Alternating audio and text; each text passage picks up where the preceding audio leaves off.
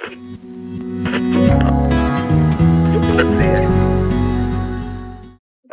a dar paso a, por aquí nos pasaban otras preguntitas acerca del cáncer de mama, así que ya tenemos las preguntas para usted.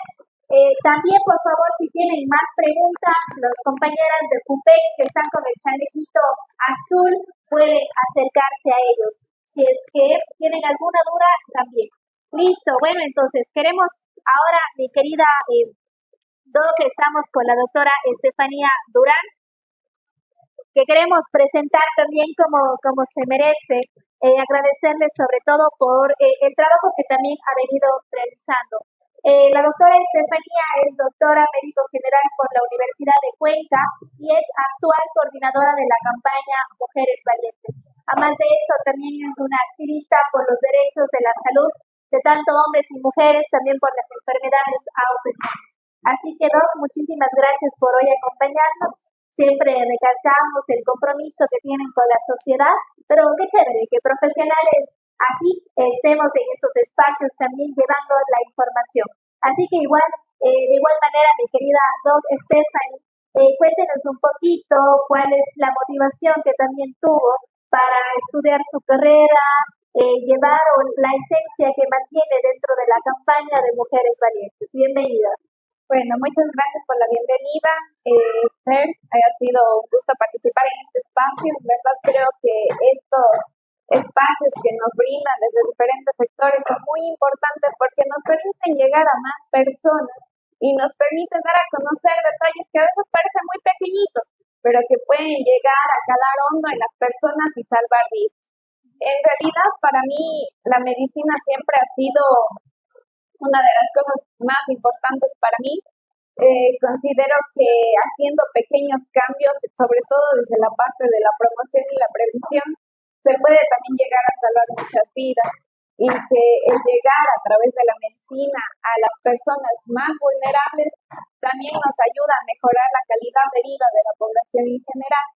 Con respecto a la campaña Mujeres Valientes, siempre me ha parecido que es un espacio muy adecuado que nos permite llegar a varias mujeres para capacitarlas, para informarlas sobre lo que respecta a los diferentes tipos de cáncer que afectan a esta población, sobre todo el cáncer de mama, el cáncer cérvico-uterino. Y como parte de esta campaña, como también hemos estado llegando a diferentes espacios a través de los exámenes para la detección temprana, el conocimiento sobre lo que es el autoexamen, el examen clínico de mamas, por ejemplo, también nos ha permitido, digamos, llegar a estas poblaciones que muchas veces no tienen el acceso a la información necesaria, a los exámenes y al seguimiento, lo cual también es bueno. Perfecto. Listo, Doc. Entonces, ahora sí, hemos tenido un tiempo fuera para respirar un poquito, para organizar cosas de nuestros espacios y comenzamos entonces con la información del cáncer de mama.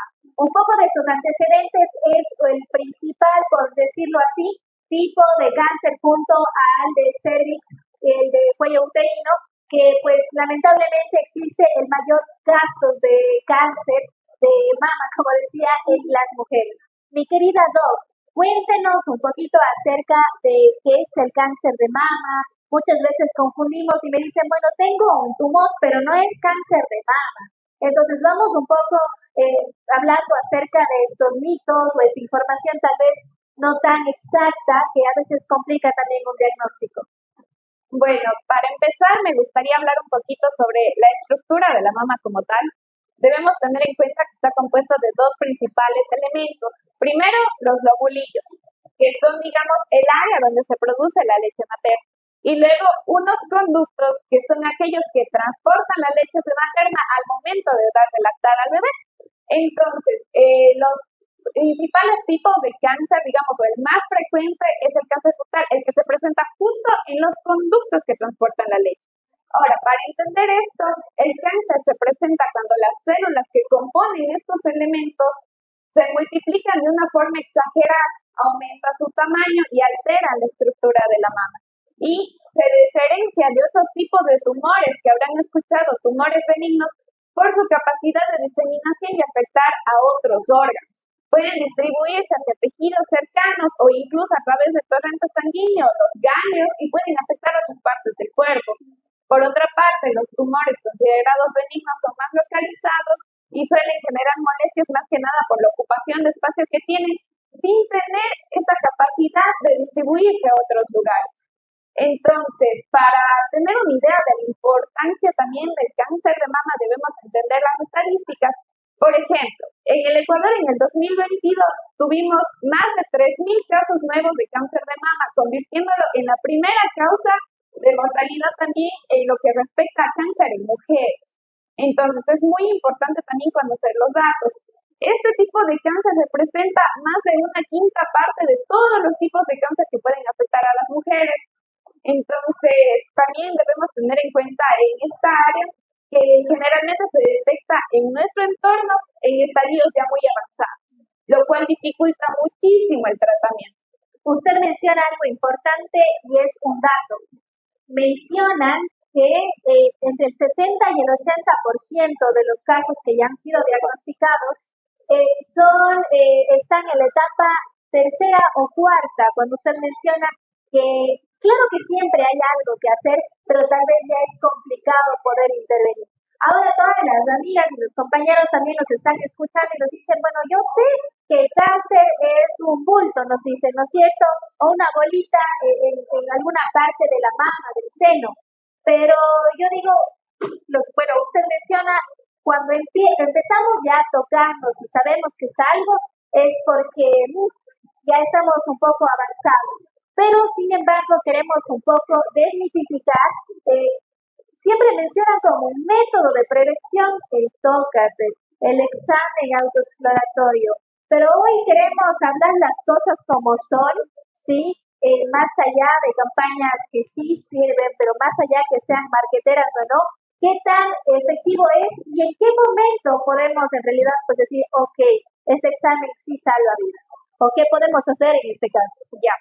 Es una buena pregunta y con respecto al autoexamen de mama debemos entender que este no es un método preventivo, es más bien una forma de diagnóstico o de identificación de alguna alteración en la mama. ¿Por qué? Porque el tumor ya está ahí o la masa ya está ahí presente. Lo que nosotros hacemos mediante la palpación es la identificación de esa masa. Más eso no implica que estemos previniendo el cáncer porque puede ya estar presente. Ahora, en lo que sí nos puede ayudar es en la identificación en etapas tempranas, digamos. Y aún así, debemos tener en cuenta que para un examinador muy instruido y muy capacitado para la palpación mamaria, el examen clínico de mamas, de por sí identificar masas muy pequeñas también tiene su grado de dificultad. Y se dice en algunas investigaciones incluso que para una persona sin este tipo de entrenamiento, encontrar una masa es muy complicado y se identifica recién a partir de los 2 centímetros, donde ya esta masa puede implicar un estadio avanzado de enfermedad que supera el grado 2 o 3. Entonces debemos considerar esto también. Mientras mejor conozcamos nuestro cuerpo a través de la autoexploración, más fácil va a ser para nosotros poder identificar alguna alteración. Eso por una parte. Segundo, también es importante saber cómo realizar el autoexamen de mamas, en qué momento se debe realizar. De manera general, como recomendaciones para el autoexamen, si es una mujer que aún presenta su ciclo menstrual, se recomienda que se realice unos 3 a 5 días después de terminar el periodo menstrual. ¿Por qué? Porque en este momento las mamas están menos sensibles y es más fácil realizar la palpación y la identificación de alguna alteración. Ahora, ¿cómo se debe realizar? Y antes de pasar a esto, si es que una mujer ya no tiene su menstruación, puede realizarla en el mismo día del mes, no hay problema. En cualquier día del mes, el mismo día cada mes, puede realizar su palpación. Perfecto. Entonces, bueno, queda claro que es un método de diagnóstico, de detección, pero más no de prevención, ¿no es cierto? Ya mismo entonces vamos a pedir que nos explique un poquito de cómo en realidad hacerlo y cuándo. Pero lo que queremos mencionar es que hay otros factores que decimos, tanto protectores que nos cuidan. Entonces, ¿cuál usted nos pudiera...? Primero vamos con los métodos de riesgo, porque también hay alguna información que dice, bueno, el cáncer es contagioso, o más allá de eso, el cáncer es hereditario, enfocándonos solamente en el cáncer de mama. ¿Cuáles son esos factores de riesgo que nosotros pues tenemos que estar pendientes si es que somos o no potenciales pacientes? Y también pues les decimos a todas las mujeres que vayamos haciendo checklist para saber pues si estamos en alerta o no. Listo. Con respecto a los factores de riesgo, me gustaría primero dar una definición de qué implica esto. Los factores de riesgo son aquellas características o condiciones propias de la mujer, en este caso, que pueden hacer que tenga una mayor predisposición a desarrollar algunos tipos de cáncer, en este caso el cáncer de mama. Claro, eso no implica que si usted tiene un factor de riesgo alto, al 100% va a desarrollar cáncer, para nada. Pero sí nos ayuda a orientarnos en aquellas mujeres que tienen un mayor riesgo y poder trabajar sobre todo en los factores de riesgo que podemos modificar. Porque dentro de los factores de riesgo también tenemos los factores modificables y los no modificables. Y sobre los cuales podemos incidir, pues están los modificables, además y muy aparte de la detección temprana. ¿Estos modificables cuáles son? Dentro de los modificables tenemos algunos muy comunes para ciertos tipos de cáncer y que habrán escuchado por todas partes. Primero, lo que es la alimentación. Es importante mantener una dieta equilibrada y aquí me gusta usar mucho la regla del plato como una recomendación general para tener una idea de las proporciones adecuadas. Porque aquí estamos en una ciudad donde la verdad nos encanta comer mucho carbohidrato, que el arroz y encima la papa y además el mote y también la sopa de fideo con papas y nos encanta, ¿verdad? Entonces es importante también cuidarnos. Ahora, con las proporciones, por ejemplo, en un platito, la mitad de ese plato debe corresponder a vegetales, a verduras, a hojitas verdes, a cualquier cosa que se nos ocurra por esa parte, ¿ya? En la otra mitad debemos hacer una nueva división. Entonces, una cuarta parte de este plato deberá contener algún tipo de proteína. De forma general se recomienda proteínas que, por ejemplo, tengan un bajo contenido de grasa, sea pollo, algunos tipos de res de forma muy ocasional, el pescado, pero que tengan bajo contenido de grasa. Y también las preparaciones son muy importantes. Por ejemplo, no es lo mismo que nosotros preparemos un estofado con el pollo a que fríamos el pollo en aceite. Entonces, también es importante, digamos, de cierta manera, medir el consumo de grasa. Y además de eso, la otra cuarta parte sí correspondería a un carbohidrato, es decir, o el arroz, o bien papas, o bien fideo, pero como les digo, de preferencia no todo junto. Entonces es una referencia como para saber cuidarnos, aparte de las recomendaciones básicas de evitar alimentos procesados, bebidas con mucha azúcar, que también nos encanta el refresco, ¿verdad? Hay que tratar de evitar también ese tipo de alimentos. Aparte, también el consumo de alcohol, ¿no? Y el sedentarismo. Sí, justamente. Este también es otro, digamos, de los factores de riesgo que podemos modificar. El consumo de alcohol y tabaco se ha visto que sí está muy asociado al desarrollo de ciertos tipos de cáncer, incluyendo el cáncer de mama. Entonces, evitar el consumo, reducirlo en el caso del alcohol y en el caso del tabaco, evitar el consumo de tabaco también nos ayuda a reducir el riesgo. Hay otro factor también que debemos tener en cuenta, que es la actividad física, pero aquí es importante también los tiempos. Generalmente se recomienda unos 150 minutos a la semana de actividad física de moderada intensidad. ¿Eso qué quiere decir? Por ejemplo, si yo salgo a caminar a paso ligero o troto, o si realizo natación, o tal vez salgo en bicicleta, pero si yo salgo a paso lentito a pasear por el parque, pues no estaría contando. O en su defecto, 75 minutos por semana de ejercicio de mayor intensidad también nos ayuda, pero es importante saber cuánto tiempo debo realizar de la manera adecuada en la que se debe realizar, para controlar el peso sobre todo. Claro que sí. Bueno, entonces, ustedes pueden ir viendo estas actividades físicas para que podamos cuidar de nuestra salud, pero también mencionarles que el día de hoy estamos ya con un médico general en la parte de atrás en una habitación.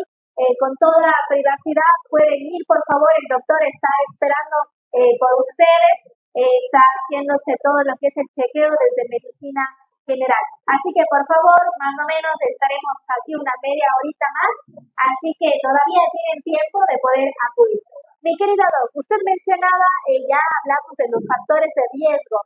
Ahora, tal vez, bueno, que también si es que hacemos esto de manera adecuada, se convierte en un factor protector, ¿no es cierto? Pero bueno, vamos allá de eso. Cuando ya se presenta una masa en nuestra mama, ¿cómo se puede identificar esta masa si es que tengo cáncer o no de mama? Bueno, como les había mencionado de manera rápida, digamos, en la casa se puede realizar el autoexamen, sin embargo, como les había explicado, no suele detectarse en masas que son muy pequeñas. Aparte de eso está el examen clínico de mamas, el examen realizado por un ginecólogo, por un personal ya experto que puede también identificar estas masas. Pero aparte de eso, para la identificación están los exámenes, digamos, de detección temprana que habrán escuchado, la mamografía y las ecografías mamarias. En el caso de las mamografías, se suele dar recomendación de su uso a partir de los 40 años. Sin embargo, se consideran diferentes factores para el inicio de las mamografías de esta edad. De acuerdo a los factores de riesgo, se puede considerar el inicio a los 40 años. Pero en mujeres entre los 45 hasta los 54 años sí se recomienda de manera general que todas se realicen una mamografía anual. Y después de los resultados, se puede evaluar con el médico de cabecera si es necesario continuar haciéndolo de forma anual o ya reducirlo cada 2 años. ¿Hasta cuándo? Esto se suele hacer hasta los 69 años o evaluando las características de la paciente. En algunos artículos nos dicen que si nosotros creemos que esta paciente va a tener una sobrevida de más de 10 años, digamos, tengo 70 años, yo creo que esta paciente está en buen estado para vivir hasta los 80, puedo considerar hacerlo. Pero generalmente hasta antes de los 70 se suele realizar. Listo, aquí va la pregunta entonces. ¿Cuántas mujeres entre los 40 hasta los 65 años están? Hacemos la manito. Las mujeres que tenemos entre 40 hasta 65 años. Levante bien, ¿ves? Ahí está. Entonces, son las que ya tenemos que poner un poquito más de énfasis. Ahora, Doc, si bien es cierto, se recomienda esta edad, pero aquellas personas que hay esa predisposición de riesgo por un factor genético, entonces sé que va a ser mucho más temprano. Claro. Bueno, en el caso de las mamografías, igual no está indicada por debajo de los 40 años. Si es que por las ecografías, tal vez. Si es que, exacto, eso iba. Si es que por si acaso se identifica alguna masa, alguna alteración importante en las mujeres más jóvenes, se recomienda más bien la ecografía mamaria. Esto más que nada por la densidad que tienen las mamas en edades más tempranas, entonces es un buen método también para poder identificar alguna alteración. Perfecto, y bueno, muchas también se van a quedar con la inquietud de cómo en realidad, a pesar de que varias veces hemos escuchado un montón de campañas de cómo podemos hacer el autoexamen, pero bueno, creo que nunca está por demás, así que paciencia es que nos puede indicar cómo hacerlo y cuándo hacerlo. Listo. Repitiendo lo que se había dicho hace poco, el mejor momento en el caso de mujeres que presentan aún su menstruación es unos 3 o 5 días después de terminar el periodo menstrual. Una vez que ya se ha presentado la menopausia, se puede hacer una vez al mes, el mismo día del mes, para evitar cualquier confusión o omisión. Ahora, con respecto a cómo se realiza, en primer lugar, podemos buscar un espejito y colocarnos con los brazos hacia los lados, de esta manera.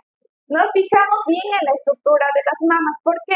Porque puede haber cambios en la forma, puede haber cambios en la coloración. El pezón también suele invertirse, irse hacia adentro en algunos casos. También hay otros signos que son muy propios de alteraciones de las mamas. Por ejemplo, ¿han visto la piel de la naranja, la cascarita de la naranja con esos huequitos? También se puede presentar algo así, la piel de naranja. Y aparte de eso, si hay alguna secreción o algún líquido que brote de los pezones, sobre todo si es sanguinolento, nos debe, digamos, despertar la alarma de hacer un chequeo, ¿sí? Eso con respecto a la visión general que debemos tener con respecto a las mamas. Aparte de eso, la palpación. Esto se puede realizar incluso mientras ustedes se están bañando, por ejemplo, porque el jabón a veces facilita un poquito la palpación. Entonces, con la mano atrás de la cabeza vamos revisando la mama, pero esto se debe hacer, digamos, con cierto orden. Es decir, si ustedes quieren pueden dividir la mama, por ejemplo, en 4 cuadrantes y vamos palpando uno por uno buscando cualquier alteración con las yemitas de los dedos, que es la parte más sensible y es más fácil identificar. O caso contrario, también se puede hacer en espiral desde adentro hacia afuera y vamos revisando cada una de las partes de la mama. Pero también debemos palpar debajo de la axila porque pueden aparecer ganglios también que pueden estar asociados a la presencia de alguna alteración de las mamas. Entonces no nos vamos a olvidar también de extender la palpación hasta debajo de la axila. Y si encontramos alguna masita o algún cambio, igual que nos llame la atención, lo importante es consultar con el médico de cabecera, no alarmarnos, como les había explicado, también hay casos donde se puede presentar tumores de característica benigna, pero sí es importante hacer un control de forma temprana. Perfecto, así que espero que ya todas estén apuntando cómo poderlo hacer y como siempre les decíamos, poder compartir esa información porque sabemos que así cuidamos absolutamente entre todas. Listo, mi querida Edo, vemos que, se han quedado con toda la información. ¿Hay preguntas tal vez por aquí, por acá? ¿Alguna preguntita? Ok. Claro, doctora, me consulta, ¿qué pasa si es detectado en los adolescentes? ¿Qué se puede decir ahí? ¿Puede haber más aspectos? No sé, le digo porque conozco a personas, niñas, que les dicen, tienen miedo de detectar. En este caso, pues debemos entender que el médico de cabecera encargado suele ser generalmente ya el médico pediatra. Entonces es el que suele encargarse tanto de la palpación, pero claro, hablando con los representantes, explicando la importancia también al adolescente, porque también tiene derecho a decidir igual sobre su cuerpo y la forma en la que éste va a ser explorado, explicándoles la importancia de la revisión. En estos casos, el examen que se suele optar, porque también hemos tenido, por ejemplo, en algunos centros de salud, casos de niñas que presentan un aumento del tamaño de la mama, a pesar de que es muy pequeñita, se suele optar por las ecografías para descartar igual la presencia de algún tumor, aunque es muy, muy poco frecuente en menores de edad, pero sí se suele identificar alguna masa o algún aumento graso, algo que puede ser de origen benigno, claro, pero sí nos ayuda a descartar otras complicaciones. Listo, y también de los casos poco inusuales está a una temprana edad, pero también de los hombres, que representa entre el 1 y el 2% de hombres que están en estas estadísticas de tener un cáncer, ¿no? Ajá, claro, justo uno de los factores que nosotros no podemos modificar es el simple hecho de ser mujer. Por ser mujer ya tenemos un riesgo alto de presentar también cáncer de mama, pero en los varones también se puede presentar justamente en un porcentaje del 1 al 2%, alguna masa incluso que puede llegar a cursar como cáncer de mama, también en varones. ¿Que es un poco frecuente? Sí, pero también hay que estar atentos si es que se presenta algún cambio también en los varones. Así es. Listo, mi querida Doc, le agradecemos mucho por el día de hoy. Creo que con la intervención de usted, también del doctor Bernardo, pues estamos con toda la información listas para este 29 de mayo que vamos a estar junto al Consejo de Salud. También gracias a FUPEC, Familias Unidas por las Enfermedades Catastróficas, en esta feria por el Día Internacional de la Salud de la Mujer. ¿A qué hora? Desde las 9 de la mañana hasta las 12:30. ¿Cuáles son los servicios de Papa Nicolau, ecografías mamarias, todo lo relacionado a la salud mental? También el trabajo que se hace desde los diferentes ejes de violencia de género y otros servicios. Así que también estaremos con todo el voluntariado de FUPEC. Muchísimas gracias, Doc, por el día de hoy. Tal vez algo más para ir cerrando esta intervención. Más que nada a tener en cuenta, a esta invitación a tener en cuenta aquellos factores como les mencionaba que podemos modificar. Claro que hay otras características que no están en nuestras manos cambiar, pero sí es importante ser conscientes de aquellos pequeños cambios que a veces nos pueden costar, sin embargo podrían estar salvando nuestra vida. Y no solamente en relación con el cáncer de mama, sino con diferentes enfermedades. Eso es todo por mi parte. Gracias. Listo. Bueno, entonces creo que también vamos a despedirle a la doctora Estefanía Durán, voluntaria, coordinadora del proyecto Siempre Bella de FUPEC. Un fuerte aplauso, por favor, para la doctora.